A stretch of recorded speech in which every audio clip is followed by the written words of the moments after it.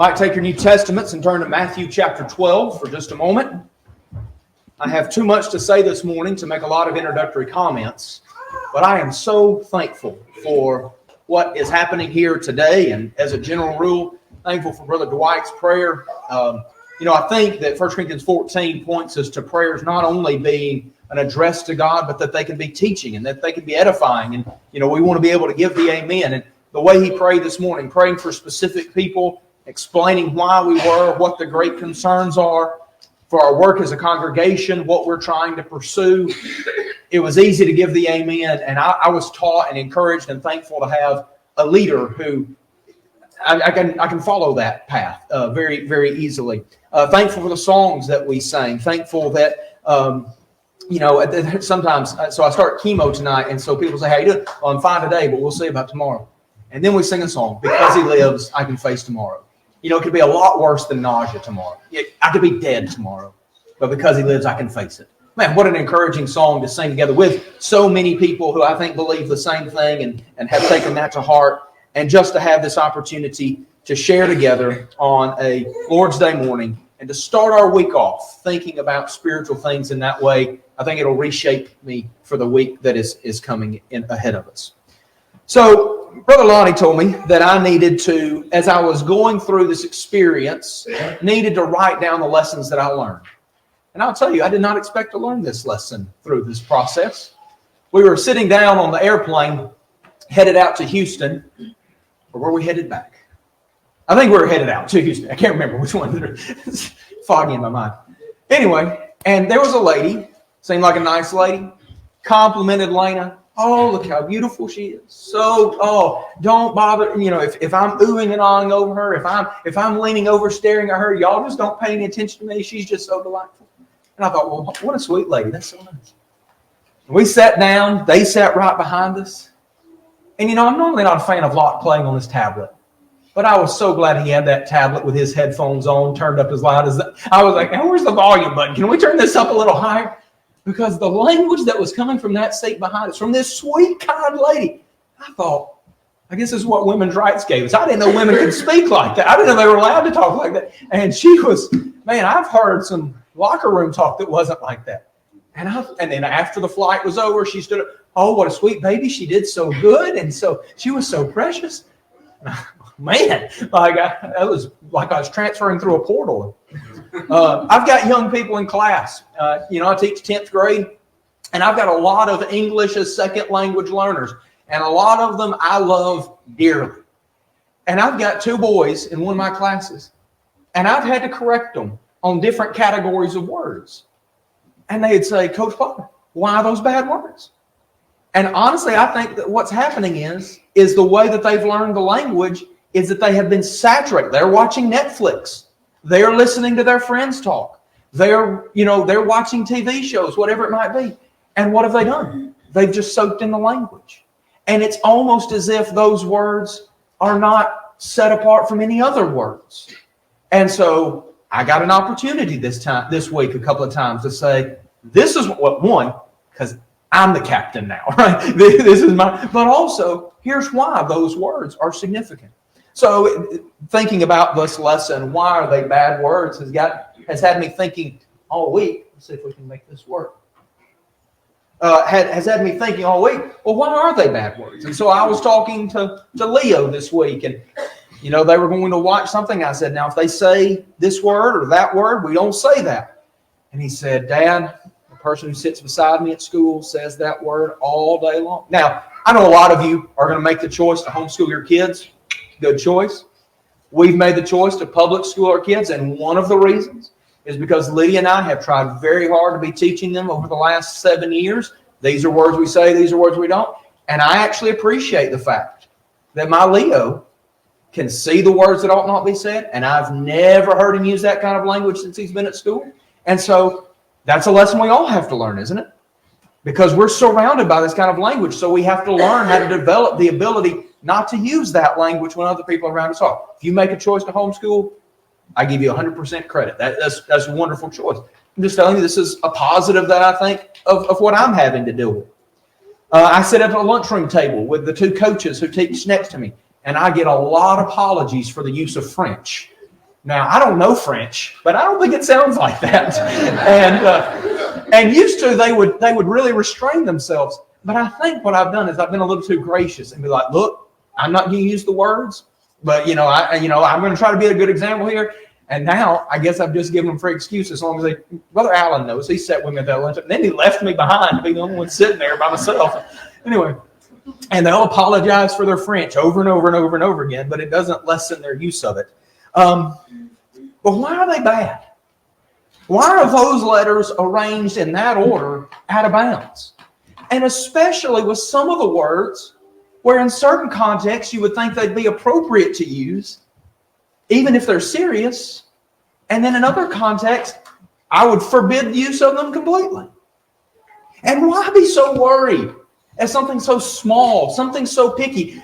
Look at the world. Don't you have bigger problems than the syllables that are coming out of my mouth? Well, I don't think there's so much small or picky. I don't think it's such a minor thing when you consider the kinds of things that the Scriptures have to say about our language. And that's why I had you turn to Matthew chapter 12, especially verse 36, where Jesus says, I tell you that every careless word that people speak, they shall give an accounting for it in the day of judgment. For by your words you will be justified, and by your words you will be condemned. When he uses that phrase, careless words, I think he is telling us, you better think about every word that comes out of your mouth. You better think about every syllable that passes your teeth. Because even words that might be appropriate and even spiritual in ways, when we choose a bad way to say them, all of a sudden can become what I think the Bible would call bad words. Would be words that we shouldn't use. No, I can't say everything specific about every word. Of course I can't.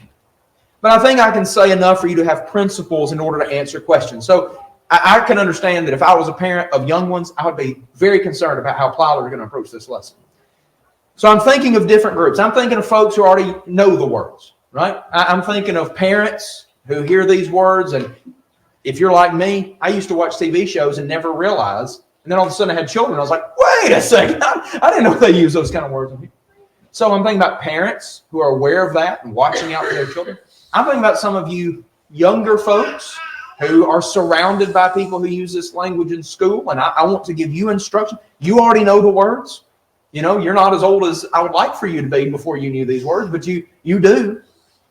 But I also recognize that there are people in this building, young folks, little bitty people, who don't know these words, right? I hope my boys don't know 90% of the words that I'm thinking of. But one day your parents, Addie, Ella, Leo, Lennox, Locke, one day your parents are going to say, hey, you're not allowed to use these words. And first of all, they're your parents, so you listen to them. But I want you to understand why they're going to put some words off limits. And you can say, well, what kind of word is this? Why can't I use that? And maybe they'll be able to share with you. And I want you to trust them. So I'm going to be very careful on the front end. I just want to tell you, I'm going to be very careful not to introduce any words to your children. You'll just have to trust me. I checked this with Lonnie, so if something goes wrong, it's his fault. He allowed it. So first, I want you to consider how often the Scriptures teach us to avoid bad language. So we've got that Matthew 12 passage. Over in Ephesians chapter 4 and verse 29, one of our memory verses for drill class. Let no corrupt communication proceed out of your mouth, but only that which is good for the edification of the moment, that it might build up those who hear. Over in Ephesians 5, just a page over, we have Ephesians chapter 5 and verse 4. Nor filthiness, nor foolish talk, or coarse jesting, which are not fitting, rather giving of thanks. Down in verse 6, let no one deceive you with empty words. Because of these things, the wrath of God comes upon this disobedience. And then he says, therefore, do not be partakers with them. If you go all the way down to verse 11, do not participate in the unfruitful works of darkness, but instead even to expose them, for it is disgraceful even to speak of the things which are done by them in secret. So you've got James 3, we've got 1 Peter chapter 3 and verse 10. Why be concerned? Because no part of our life, including the use of our tongues, remains untouched, unchanged, untransformed by the fact that we have called Jesus Christ our Lord. 2 Corinthians 5 verse 17 says, if any man is in Christ, he is a new creature. Behold, the old things have passed away. all things have become new. That should start with the way I think, should advance to the way I talk, and move to the way that I act. No part is untouched by the fact that Jesus Christ is King. So, it's more than a matter of syllables slipping past our teeth. It's of our hearts being reflected by our words. So let's consider why these words are bad. Well, the first category I want you to think of, I didn't plug in the little thing. The first category is what I'm going to call corrupt language. You might hear this talked about as vulgar words.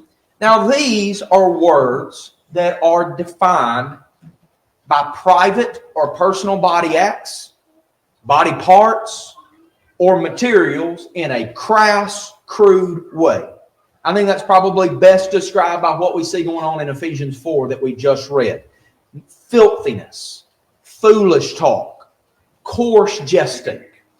Right? These are things that are, to some degree, determined by the culture around us. Right? So there is a way to talk about bodily functions.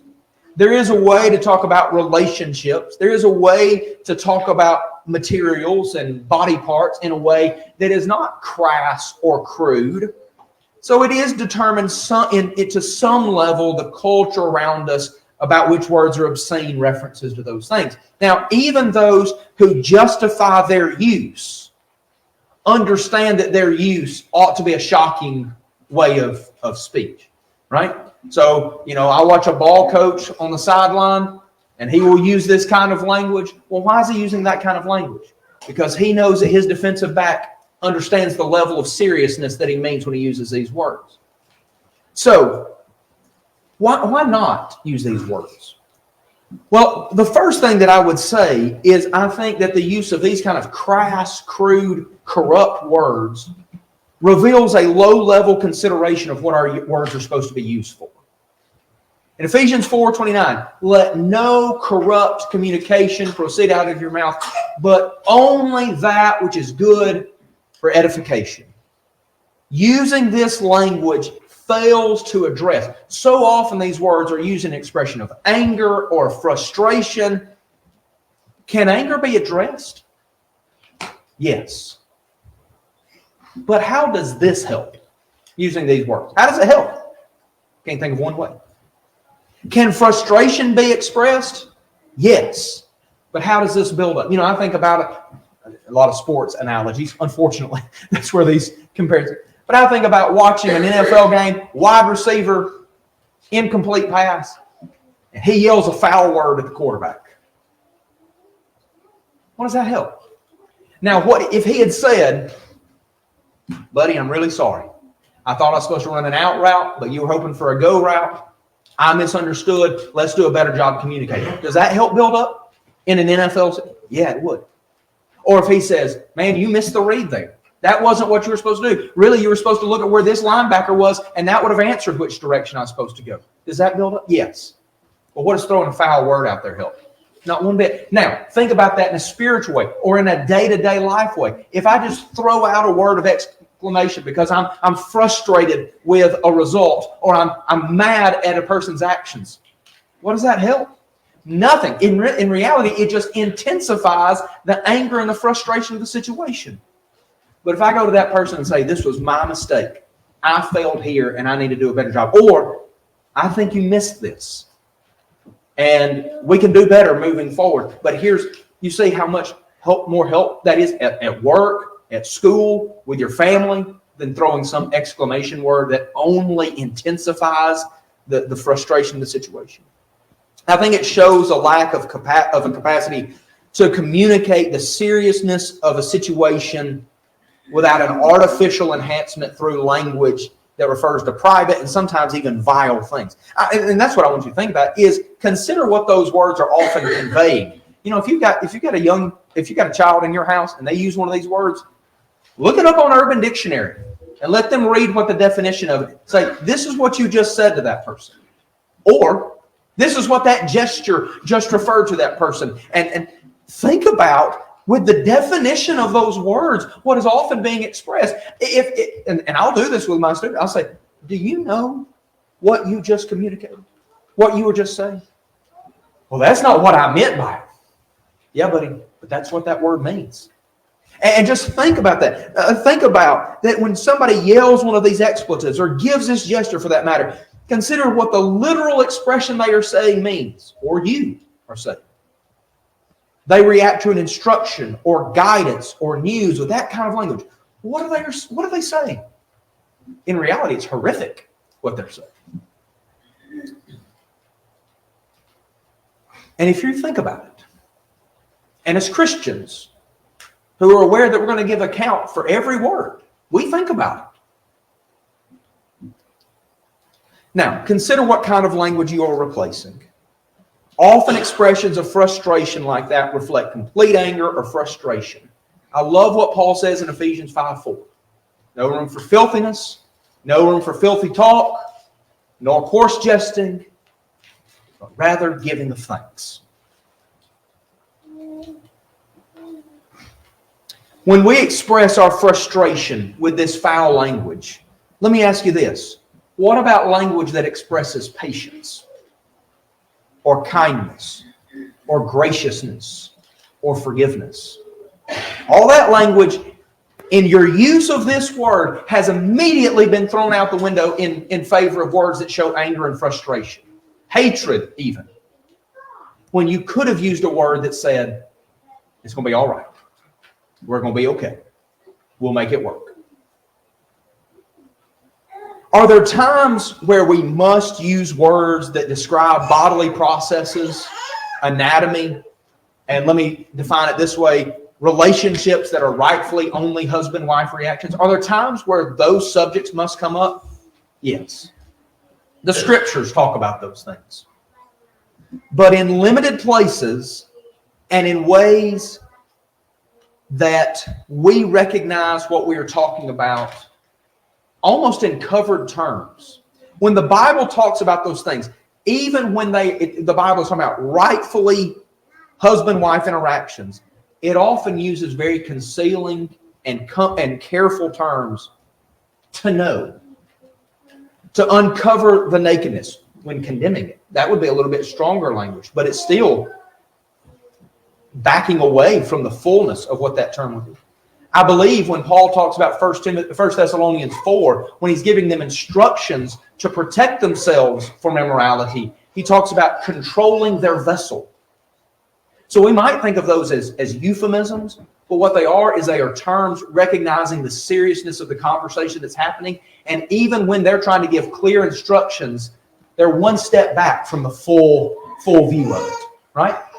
Now, probably the most open way the Bible talks about those kind of interactions, like when the Greek word porneia is used, and it's translated fornication or sexual immorality.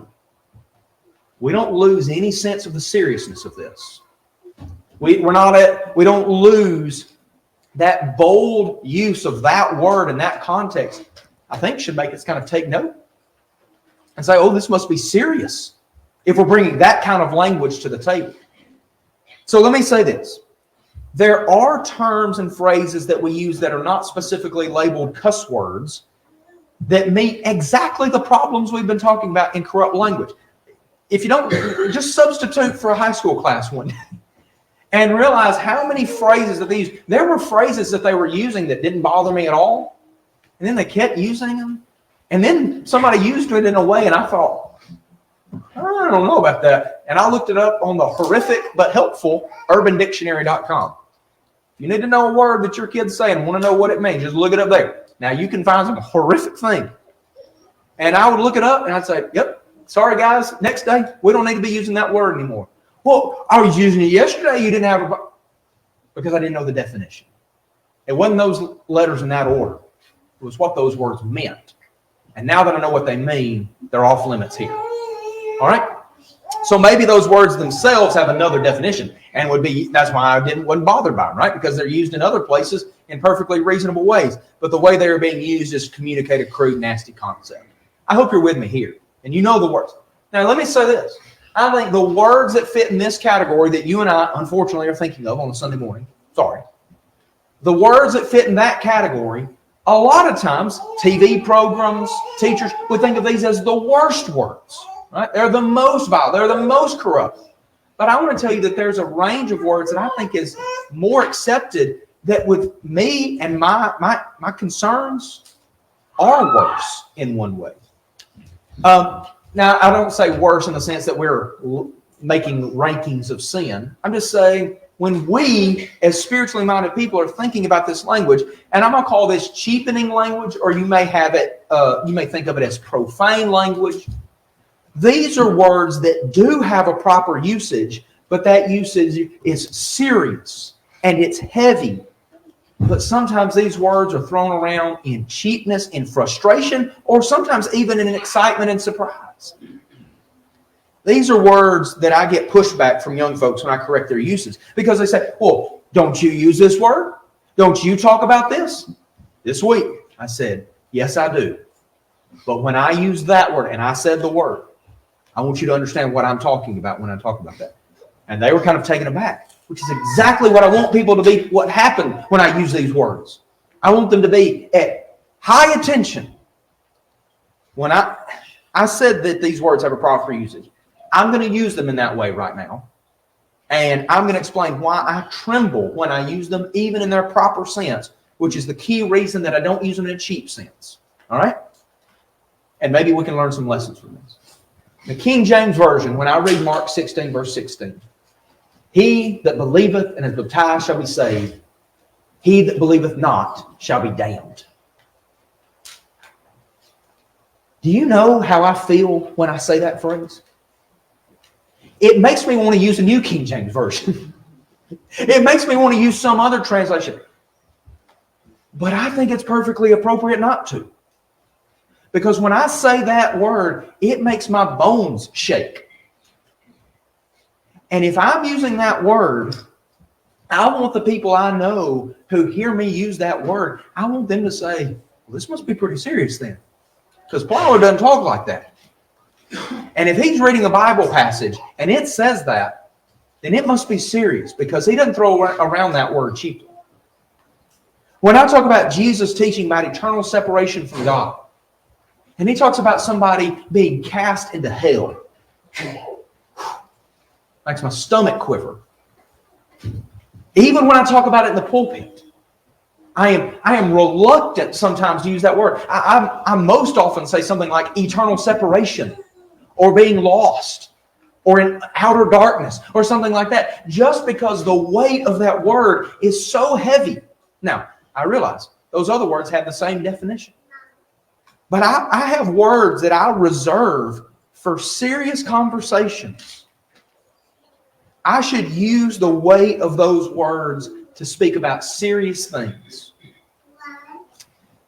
A regular, frequent, dismissive, cheapening use of those terms can cause not only others, but can cause ourselves to think less seriously about those things. If I speak about condemnation and eternal separation and use those words like they're meaningless, then when we come together and I talk about this will lead you to a path of eternal separation, this will bring down God's condemnation. I use that word all the time. What does that even mean? What does it even matter? It reflects a heart that doesn't consider the seriousness and weight and dread of those terms. Are you with me? You see what I'm saying? I'm not opposed to using those words. But when we do, let's make sure that people understand the weight as much as they can. I can't understand the weight of them because of how serious they are. And yet I want to use them in a way that is appropriate. And then, so those would be words that I think would be dreadful. But then there are words that are serious. I was listening to a Bible talk yesterday. It was on a different subject. Did not expect to be able to use this. It wasn't like I was waiting till Saturday to get my lesson.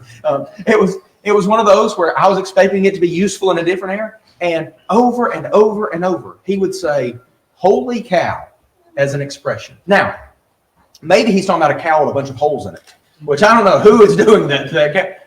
I assume he's using the word holy in just a dismissive way.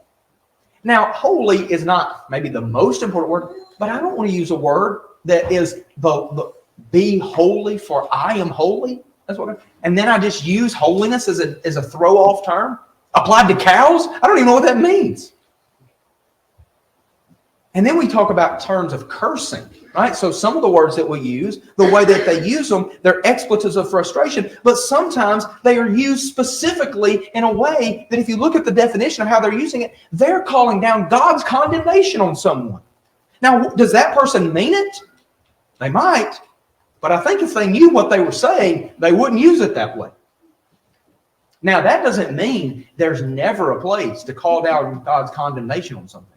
I'll tell you, when I read news articles about people abusing little children, maybe I don't say the words out loud, but it's hard for me not to let them bubble up in my heart.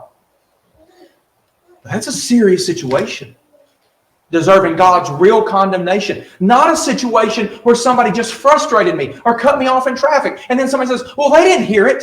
Yes, but you did. And your heart overflowed with that frustration. And you're calling God's condemnation upon them. And all it's doing is building up bitterness and anger in your heart in a way that cheapens what God says are the consequences for abandoning Him and forsaking His Son. But sometimes people don't mean it. They're just throwing out terms. But that doesn't do any less. In fact, it may do more to cheapen that than what those serious terms mean. I think about James chapter 3 and verse 10. Of course, you knew we had to reference James if we're going to talk about control of the tongue. But in James chapter 3 and verse 10, he says, from the same mouth come blessing and cursing. My brothers, these things ought not to be so. Does a fountain pour forth from the same opening fresh and bitter water?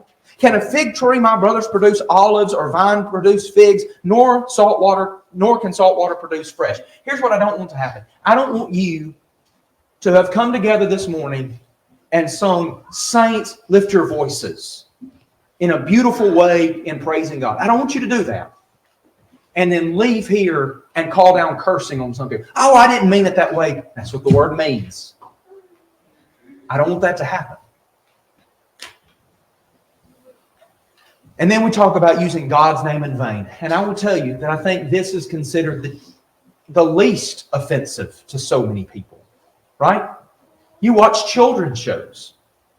You watch HGTV. You know, you would think, well, watching hard workers take a home from badness to beautiful, that's a great show for my boys to watch. Because I didn't know one. I still don't know anything about remodeling a house. If they can learn something about it, that'd be a great tool to have. And it's all fine till they get to the very end. And perfectly reasonable, nice, kind people. Not just using euphemisms, I'll mention that just briefly. But taking God's name in vain in so many various ways for 5 minutes as they walk through every room of the house. Now, if they said things like, I am so thankful that my God provided this opportunity through His care and providence. I'm with you. I'm behind you. Use His name. But when you just use it as a cheap expression of excitement or surprise, I'll tell you, we were in Houston and we had a pass to go to the Natural History Museum. I love the Natural History Museum. You see these dinosaur bones and they're pretty old. On the sign it says they're way older than I think they are. There was a lecturer taking people around. And he was telling basically the story of evolution, telling little kids the story of evolution. 25 million years, and this happened, and these fish, they walk, but then they fished some out of Thailand, and they look the same as they did 20. He's like, I think your story's all messed up. And then he took the Lord's name in vain. And I almost stepped in and said, whoa. You can't write him out of the story and then use his name as an expletive. It's not right. It's not right for anybody. But you especially don't get to do it, right? If you're going to write his name out of the story, don't use it, right? Use Zeus or something. Don't use him. Now, crying out to God is perfectly appropriate. In moments of praise, O Lord my God, when I in awesome wonder consider all the works your hands. We sing that song. And if somebody said that phrase just out and about, I'd be mad. But when we sing it, I got chill bumps just saying it myself. And I have an annoying voice. But the psalmist said, "O Lord, our Lord, how majestic is your name in all the earth." In moments of distress, think about what Jesus says. My God, why have you forsaken me? I don't know where you've been in your life, but if you've had a prayer that sounds like that, that's not taking God's name in vain. That's a right cry for a godly person. The answer is, He hasn't forsaken you in Psalm 22. But that's a good prayer when you're facing distress. Giving thanks. "O Lord, my God, I cried to you for help and you healed me." Psalm 30, verse 2. Seeking rescue. "O Lord, my God, in you I've taken refuge." Psalm 7, verse 1. I'm all right with crying out to God, with crying out to the Lord in that way. But never out of exasperation, cheap exasperation. Never in shallow anger. Never in dismissive frustration. Carefulness about the way we use God's name. I hope you're with me. If you're not with me, and there's some point that I've made that you think, well, I think you missed it there, I'd be happy to talk to you about it. And if you're a young person, and you're like, I don't know if this word's okay, you can ask me, and I'll be a lot more explicit in explaining why certain words are okay and why certain words aren't. You understand the demographics of this situation, and I can't do that. But if I was sitting with a group of young men, I might be a lot more clear about this situation. So if you're a young woman, I'll send you to Lydia. She never uses these words for me. I'm not saying that. I'm just saying. All right. Well, what about euphemisms? Let me briefly mention this. We want to be careful of what words mean, not just because of the order that the letters are in. So you know all the little words that are to stand in for certain other words, right? Some of them are real words that we've just put in place of that. And some of them are completely made up words that just kind of rearrange the letters a little bit so that we can say this word and everybody be okay. Well, just because we rearrange or change a couple of letters, if you use those words with the same intention, we're not gaining much by shifting them around. Now, it may very well be that you use a word and you don't know that it's standing in place of that other word. And so I don't want to say that I don't appreciate the effort for using a different word in those situations. I think I want to be gracious. You know, we see people who are out in the world, maybe they're a member of some denominational group, and they use these euphemisms. I appreciate that somewhere along the way, they learn the seriousness of other terms, and they're putting these in their place because they don't think they mean the same thing. Fine. Okay. But there are times, so for example, I used to use the word, and I'm just going to use it, I used to use the word crikey all the time because I love Steve Irwin, and I love watching him jump on the back of an alligator, and he would go, crikey, you know. And then I learned that this was the Australian euphemism stand-in for the word Christ. Now, I didn't know that. And as long as that was in my mind, undefined that way, I thought I was okay, safe using that.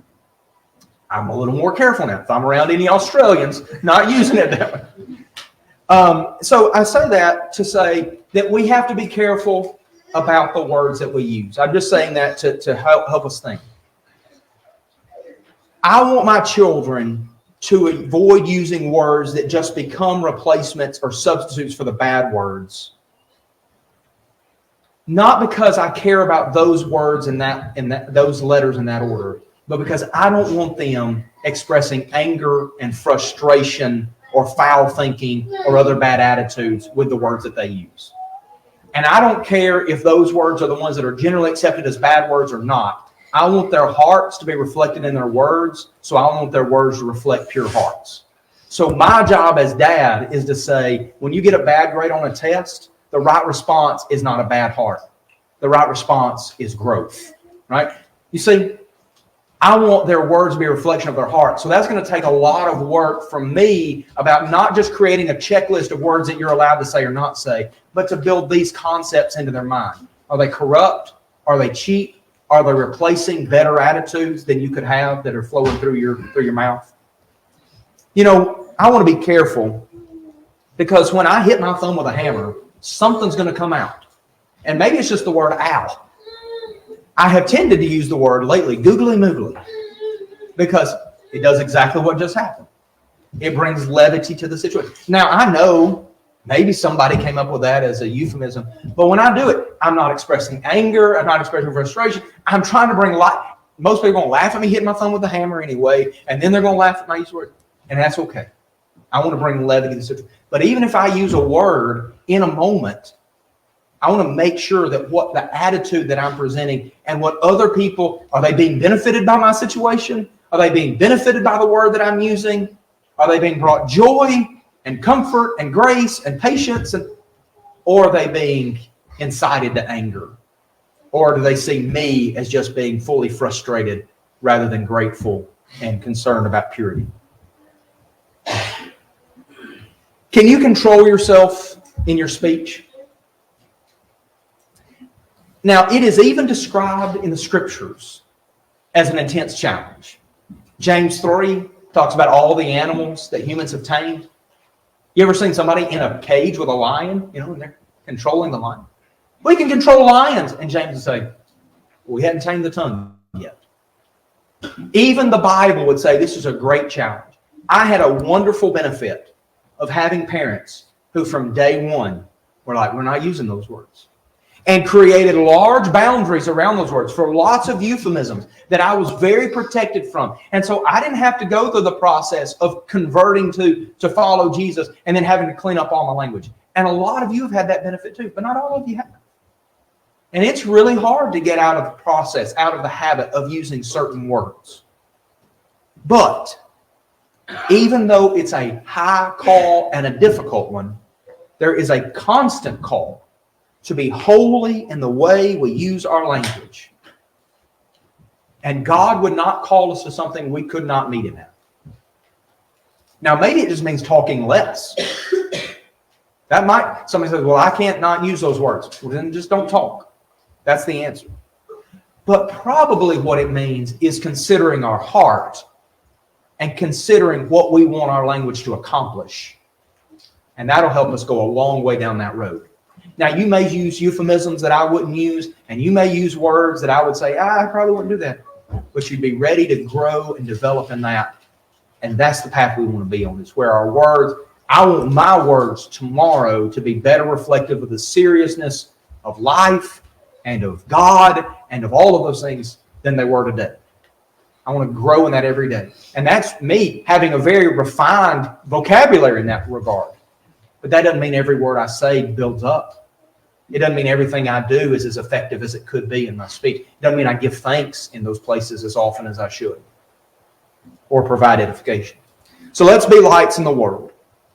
Our world is given over to complaint, to anger, to immorality, and to being dismissive of God. And all of those things are expressed in their language, aren't they? But we can be light by being people who instead give thanks and speak of His goodness and declare His will and express the seriousness of things that people often treat so cheaply and refrain from bringing corrupt words and concepts into the conversation. You can be a light that way. I never made one statement at school about how I don't use those words. And people noticed already and started apologizing. Now, I'm going to have a conversation now, I think, after I've had this lesson and say, look, you don't have to apologize. You could just not use them in the first place. But people will see it. And people will see it and hear it or not hear it. Now, if you're here this morning and you've never given your allegiance to Jesus, there are some words I'd love for you to say. And there are some words that I'd love to be able to say today. I would love to hear you say, I'm committing to Jesus Christ as my King. I confess Him as Lord. I believe that He's the King, the Christ, the Son of the living God. I'd love to hear those words. And I'd love to be able to say, on the basis of your confession, I'm baptizing you in the name of the Father, the Son, and the Holy Spirit. I'd love for you to say those words and for me to be able to say those words. And we will be using God in Christ's name, not in vain ways, but in the best ways possible. But that depends on you making the commitment that in every aspect of your life, from your thoughts to your words, to the way you spend your money, to the way you treat your neighbor, to the way you drive, everything being put under Christ's will. You ready for that? If you are, we want to encourage you and help you in that way. Won't you come while we stand and while we sing? Thanks for watching. If you found this video to be beneficial, please follow us on Facebook or subscribe to our YouTube channel. Feel free to share it with others that you feel like may benefit from it. If you need to contact us, please contact us via email at quinn.church@yahoo.com. Also, if you're in the area, we would love for you to come visit with us at one of our assemblies. Have a good day.